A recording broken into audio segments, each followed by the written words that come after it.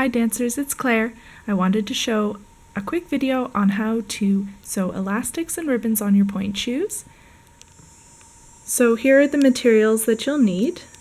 These are the ribbons already pre-cut for one shoe. Here's an elastic for one shoe that we'll fold in half. I've already threaded a needle and knotted the end. I have both my shoes waiting, but I'll show you one. I have some safety pins to secure the elastic and the ribbons onto the shoes, just my box of needles, and my safety pin bag. And this, I'll show at the end, this is called fray check. It's what I use to secure the ends of the ribbon and make sure it doesn't fray. You can also use, if you don't have fray check, you can also use just a clear nail polish, any that you have at home. I luckily was able to find an old pair of shoes that I'd previously sewn and actually not worn, but you can see here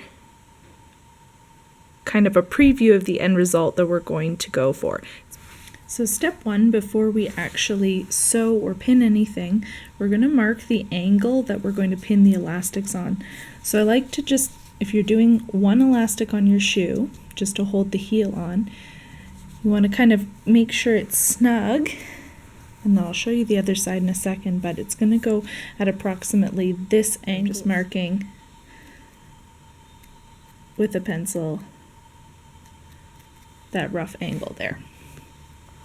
The other side would come around at this angle like that. So now I'm looking at the back of my shoe. I'm going to take that marked elastic there and place that just ever so slightly, like maybe a centimeter past the back seam there. And I'm going to take one of my safety pins through both sides and attach it so it's secure. I'll then try my shoe on again to make sure it's the right tension in the elastic, and then I'll pin on the other side there as well. Be right. So now you can see I've got both sides of the elastic pinned on, so that's step one. On the inside it rather looks like this. It's a bit different angles on both sides because the shape of my ankle is slightly different. You can do it the same the first time you sew your shoes, but as you do more point work and sew on more ribbons and elastics, you kind of adapt to your foot and what works for holding your shoe on the best. So I'm just going to trim the extra elastic there, and then I'm going to start sewing. So I have my needle and my thread, so I'm going to start to sew the elastic on. I like to start just around the hardest part, around the drawstring case. So you never ever want to catch the drawstring while you're sewing. I start around the seam and catch a bit of the casing there and some of the elastic, like that. And then I'm going to catch, see there's a knot at the end of the string, the thread, and I'm just going to catch a loop through and pull tight. To go over the casing, I just very, very lightly catch some of the threads in the fabric and then more of the elastic on this side. So I'm doing a nice even stitch there. Again, a little bit of the casing of the elastic and then through. This is a bit tricky as well, going through the top of the elastic drawstring case. So you're going to just catch the top, see there should be no drawstring in there, and you're going to go through the top of the elastic just straight through and pull tight. Coming in from the back now, you're going into the front, see the needle coming through, and bring it to the good side. There's a bit of pencil mark there, don't worry about that. Alright, you're catching the top of the elastic casing and pulling through. So we're just creating very neat stitches along the top.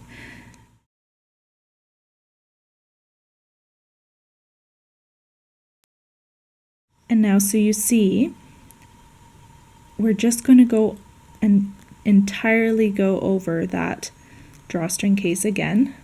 little stitch, don't catch much, and then more of the elastic. And again. There, so now that's the top part sewn. Now I'm going to remove the safety pin, because we don't need it. And I'm going to sew without catching any of the outside satin of the shoe all the way around the leftovers of the elastic. This is going to anchor down those stitches you did at the top drawstring casing and make sure it doesn't rip the elastic. It's even more important when doing the ribbon. The ribbon's a little harder to do, that's why we're starting with the elastic.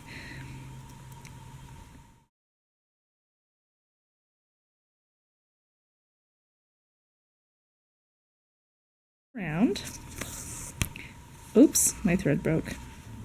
Alright, I'll show you how I'll fix the broken thread end too. So I've just re-tied a knot at the end of my thread, and I'm going in again right where I was, fastening off to reinforce. This sometimes happens, and so much for the DMC thread being stronger, but that sometimes happens because they're sewing through pretty tough layers of fabric. So I'm just going back on what I did to make sure it doesn't come undone. The important thing is not to get stressed or worried. You can always unpick threads, you can always take it out, or you can always just re-sew over for extra reinforcement like I'm doing now. So now I'm going to do something that I used to do, is just going through underneath. Now this is kind of tricky because you want to make sure with your finger underneath that you're not catching through to the satin, but I kind of did a couple stitches across with going back. So see how I've come out with my needle here, and then I'm going to go backtracking to the other side, and I'm not coming up anywhere near the elastic casing, but I'm just going there. Then I'm going to go under to the other side. So once again, I'm going right underneath, going to the opposite corner. I'm kind of doing like a little X shape so that when the elastic is pulling and you're doing a bunch of releves, there's extra strength holding up. I'm going to now go in and tuck all the threads in, so including the one that broke before. And go underneath a bit, sew it in, make sure it's not easy to come unraveled. Go through the elastic a bit because it's really hard to sew through and to therefore come out of.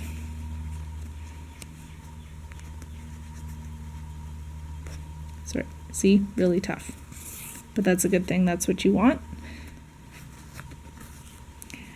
I've made my way over here, and this is how I'm going to fix this thread that broke. I'm just going to take my thread that I was using and the thread that broke and tie them in a knot.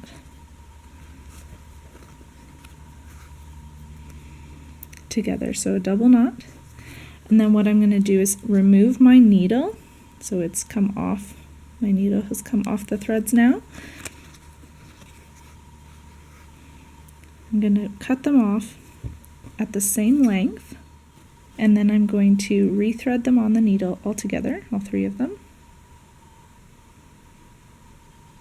Needle is threaded, and then I'm going to tuck them all in together because that will prevent them all from coming out.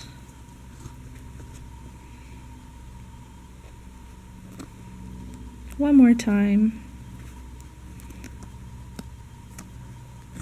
There. Okay, so my needle's now off again. I'm going to trim off the excess thread, and there we have it. So that's one elastic sewn on. Pretty tidy stitches. Again, I did have a bit of issues with the broken thread, but I think it's helpful to show you that as well. It happens all the time. It is tough to sew thread through these layers. Oh, and then I would repeat for the other side. Same thing.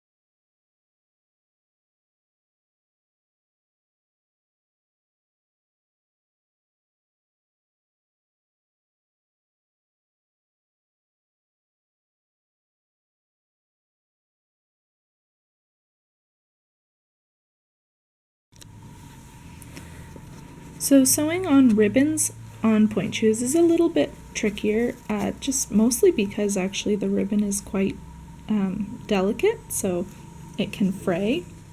So the placement of the ribbon is to accentuate the arch of the foot. Now these are not broken in at all, this shoe, but it's to support the arch of the foot and highlight that the curve your foot makes as it goes up on point. And as a beginner, I learned this placement of the shoe. So the ribbon on the shoe, folding over at the heel, you can see that where that fold is typically where a beginner would put their ribbon lined up. So I've just folded that. I'm going to make a very light pencil mark on the inside. This one. Now, again, I'm not going to sew them straight up because that will cause a loop or a buckle of the ribbon. It's not going to lie flat to the foot. So what I'm going to do, I'll show you this one as I place it. Again, I would try this on my foot and do it at a very slight angle. Now, this one's already kind of folded, but I'm going to fold it even more. I liked to overlap my ribbon so it didn't fray at the bottom, because if this part is what you sew, even with fray check or clear nail polish, if you put a thread through there, it's just going to pull apart and unravel inside the shoe, so you could actually pull the ribbon off from the inside out and then be left with a little stump. So I found this is just the best way, especially if you're a beginner on point. You're going to be wearing these shoes a lot longer than somebody who does a lot more point work, so you want the ribbons to hold their shape and their place and last. So what I'm doing is I'm going to put that folded with the edge lined up with the pencil mark we made, and on a slight angle I'm hiding the excess edge so it doesn't show, and just on a very, very slight, almost 45-degree angle there. And then I'm going to pin. I'm going to actually pin this one to show you like this. Alright, I've got my thread on my needle with a knot at the end, and I'm going to start sewing. So I'm going to start in the same spot around the seam and then catch. Don't know if you can see that. Already, as soon as I've gone through the ribbon, it's done a little bit of a split there in the fabric. So already you can see how much more fragile that is to sew than the elastic. The elastic was pretty indestructible, so we're going to be really careful. We're going to sew up in tinier stitches this time also, and not pulling as much on the ribbon as we sew. There.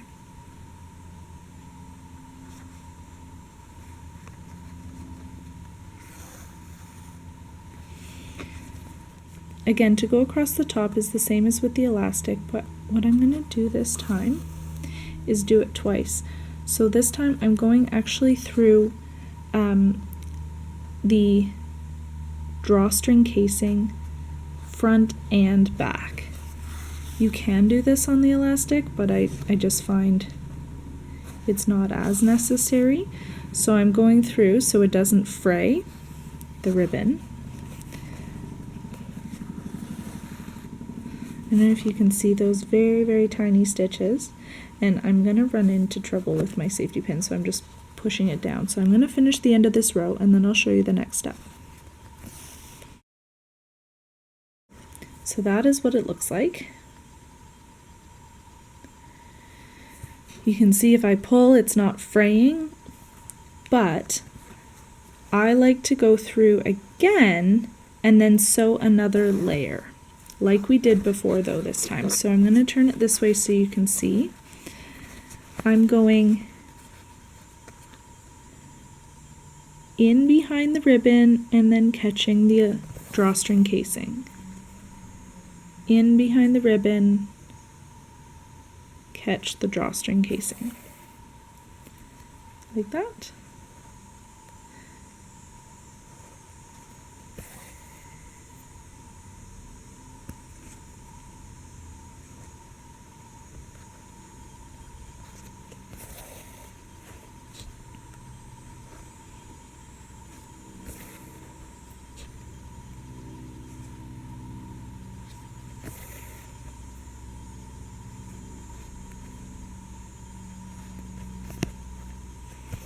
I'm back on the side I started because I did 2 rows across the top. So what I'm going to do is just actually go back down.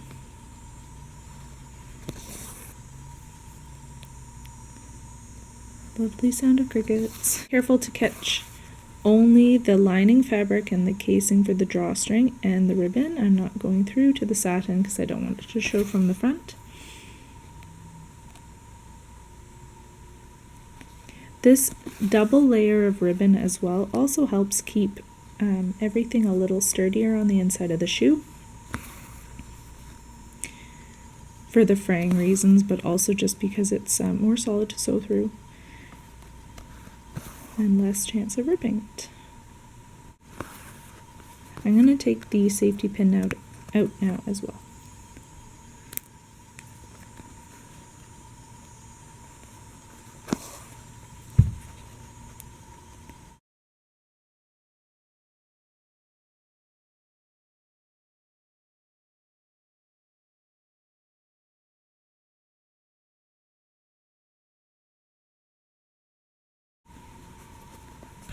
To avoid sewing up the drawstring, I'm going to go right down again the other side, and this time I'm not going to do the X across the ribbon. I'm going to sew catching this edge of the casing and again sewing back on myself. So I sew through, then go back, not going through to the elastic, sew back, and once more, and then I'm going to go through the process of sewing and tucking in the ends of the thread.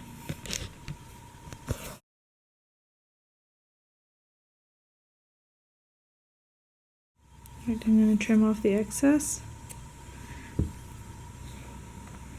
and there we have the inside of the ribbon, the inside of the top edge, and then that double sewed edge, so one through the casing of the drawstring and one through the ribbon. I'm going to show you how to finish off the end of the elastic. So you would repeat this for the other side, like pinning and sewing, lining up with that pencil mark and the double loop. I'm not going to show that right at this moment. Okay, so I'm going to show you how I cut and finish off the end of a ribbon so it doesn't do this fraying, because see, like, that's no good, especially when you need to tie them quickly, and if you're not careful this whole ribbon can fray to nothing and then you have to re-sew a ribbon on. So what I do is I fold the ribbon in half like that, hold it at the end and take a very sharp pair of scissors and cut on an angle in. So see, like that. Now, unfolded, it looks like that. So, instructions for the fray check. Place a piece of cardboard between the area being treated and other fabric layers. Not really important, but it is nice to have something to lay it on while it's drying. You unscrew the lid, the blue cap, and you have to snip off just the end of the tip of the bottle there to get some out. I won't at this moment.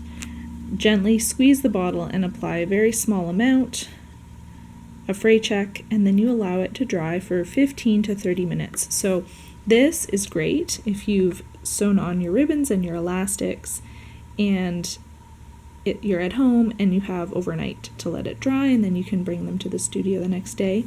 Nail polish dries a whole lot quicker. You can also keep it in your bag, and it's a bit easier to use. I don't think it's as flammable, but it does. I don't find it works as well, so you might need to reapply. I'm going to, for the sake of time, I'm going to use the clear nail polish today. So just twisting off the end, taking a good little bit, have the edge here, and I'm just going to paint it along the edge, making sure to soak the end and the center point really, really well. You can use a lot, more than you'd use on your nails. As you can see now, I've soaked the end of that ribbon in clear nail polish, front and back, corners, edges, everywhere. And that will prevent the little threads from unraveling.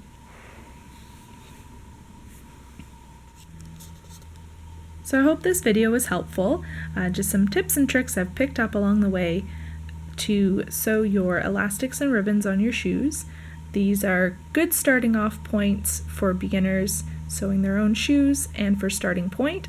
Obviously, as you get more experience with both point class and sewing your shoes, you can make small adjustments to better suit your feet and the shoes you're wearing.